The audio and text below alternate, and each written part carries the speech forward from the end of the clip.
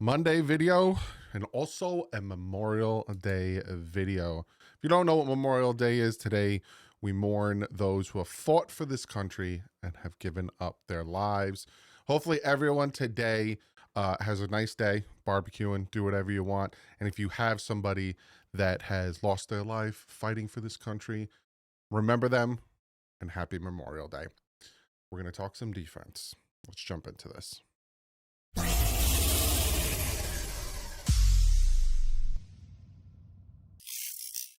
What is up, thin fans?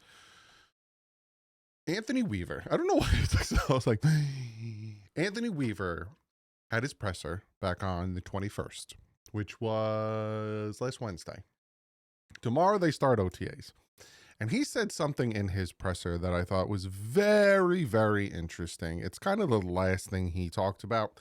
And that is kind of where the title of this video came from.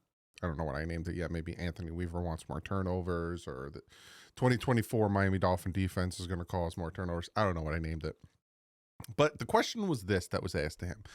If I could ask a little big picture, obviously, if you came through the first year of running your scheme yourself, and you self-scout on maybe what the league is doing and trending, what do you see as maybe what offenses will try to do, maybe combat your style of defense and those styles of defense across the league? So essentially this person's asking, like, big picture thing. You kind of got your first year running your defense and, you know, all this stuff. Looking at how the NFL is running and everything, how do you think people are going to combat your defense or try to, you know, beat your defense? Because they were a pretty good defense last year, and I will get into statistics. He says, I think we saw it a little bit towards the end of the year. We played with a lot of air underneath, so people screen us. They're trying to force our under coverage up so they can create those throw lanes behind them on the safeties. People are going to try to run the ball. We've tried to address that, but I know the one thing that we have to do is we have to find a way to take the ball away. As well as I think we played defensively at times a year ago, think of how much better it could have been if we could have had 6 less possessions because of turnovers and takeaways. So that's a point of emphasis for us and will continue to be all off season. And I thought that was incredibly interesting. You look at certain games, right, where the Dolphins lost by, you know, small margins, very, very small margins. I'm going to look it up while I'm talking to you. And just think of what he said.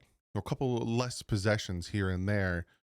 How much would that have done, right? So we won week 1, 20-17. Obviously, we got shellacked. Week 2, week 3, 24-30, 24-3. But again, it was like 2 quarters of them not scoring. Titans game, duty butter. Beat the Patriots. Colts, we lost by 6. And it didn't help that Raheem Mostert fumbled. Just imagine if the defense got some more turnovers in that one. The biggest one that I thought to myself, right, we ended the year at 8-9. Arizona Cardinal game, 27-28, we lost, or 28-27, depending on how you say those scores. Tua came off the field with the lead, right? Twice, I think he did. Just imagine if that defense was able to get some turnovers, right? Imagine if that defense was able to give Tua another chance to score again, or make the stop so we did not lose 28-27. Same thing with the Buffalo Bills game, where we lost 30-27 because of a flipping 61-yard field goal. Imagine if we got extra possessions, right? Imagine if we got those stops there. Other games, maybe the Houston Texan game, but that Houston Texan game, that was all just missed opportunity with turnovers after turnovers after turnovers. The ones that really stick out to me is that Cardinals-Bills game. If we could have done what he was talking about and get more turnovers and having less opportunity for the Cardinals and the Bills to score and more opportunity for us to score or to eat the clock up and not give them time to win the game, those 2 wins would have been huge, absolutely huge, to put us from 8-9 to 10-7. And I think 10-7 would have got us in the playoffs. Yeah. Because we needed to beat the Jets to get us to 9-8, and we needed the sorry, the Broncos to lose to the Chiefs. So I think 10-7 would have definitely gave us because the Broncos ended up being 10-7. And I think if we tied with them, we would have went in. Because Pittsburgh was 10-7, Denver was 10-7, and then Chargers were 11-6. So those were 3 wild card teams. Would have been a world of a difference. And also we would have probably saw this team differently, and a lot of things would have changed and been different. So I'm going to talk a little bit about stats, right? Because those turnovers would be huge. Last year, the Miami Dolphins were 27th in the NFL in turnovers. They only had 16 turnovers. In sacks, they were also 27th. They only had 35 sacks. Pressure percentage, they were 23rd. They only had 20.6% pressure. They were 10th in the NFL in missed tackles with 112 missed tackles. But, big, fat, greasy, gross but, if you look at the defense in like the points and the yards, they were top 10, right? Points, they were 10th. Yards, they were 4th. But they weren't creating turnovers, they weren't getting pressure, and they weren't getting sacks. And that probably was a big reason why some of the games were closer than they probably should have been, like the Jets game where we won in overtime. Or we could have won more games if the defense stepped up when the offense was doing their thing, like the Cardinals game, like the Bills game. You look at 2023, where we had a very good offense towards the beginning. Again, injuries played a big factor, in my opinion, as the season went on. The Dolphins were 8th in turnovers with 27. They were 3rd in sacks with 54. They were 3rd in pressure percentage with 27.7%. This had a lot to do, like, in the beginning of the season, because once we started losing guys at the end of the season, they weren't getting anything. But they were 3rd in missed tackles with 129 missed tackles. You take all those numbers, but at the end of the day, in points, they were 22nd, but in yards, they were 10th.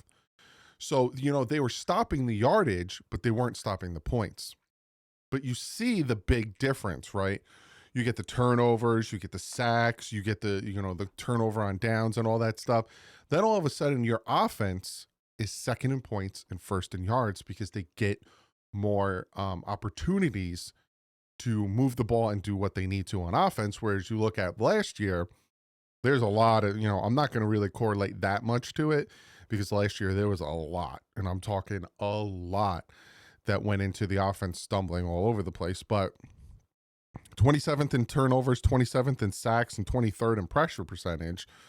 Your offense was 22nd in points and 18th in yards, but that also had a big, your starting quarterback was out.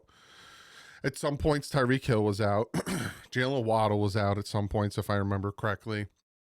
Your running backs were banged up. Achane was dealing with injuries, and your offensive line was dealing with injuries. There was so much poop that this team was dealing with last year. So for Weaver to come out and for Weaver to say, this is what I need to happen, right? This is, yes, they're going to figure out our defense, or yes, he even said what they were doing was they were throwing a lot of screens, a lot of underneath stuff, because we were giving them that distance so they didn't beat us over the top. And by doing that, we had to move up. And then they started beating us over the top. And you saw it in some plays like DK Metcalf. He had that deep touchdown over the top and stuff like that, where he's noticing these things, right? And that does make me feel better. I do like Curtis Weaver. If you guys remember when Fangio went to Philly and we brought in Anthony Weaver. I don't know why I keep calling him Curtis Weaver. Anthony Weaver. I know you already commented, it's Anthony Weaver. I'm correcting myself. We brought Anthony Weaver. I was happy because it's that whole Baltimore Ravens tree, but also he played the position. He played that defensive line position, and you saw what he did with some of those defensive linemen in Baltimore, is why I'm excited to see what he can do with our rookies, as well as if he can get better. My brain didn't want to find the word, get better or produce better stats than what we saw last year. Because again, the yards and the points were low. So the defense was kind of doing their job right. That bend not break, that, we're going to play it smart. We're not going to give up big yardage. We're not going to do this. We're going to, play strategically.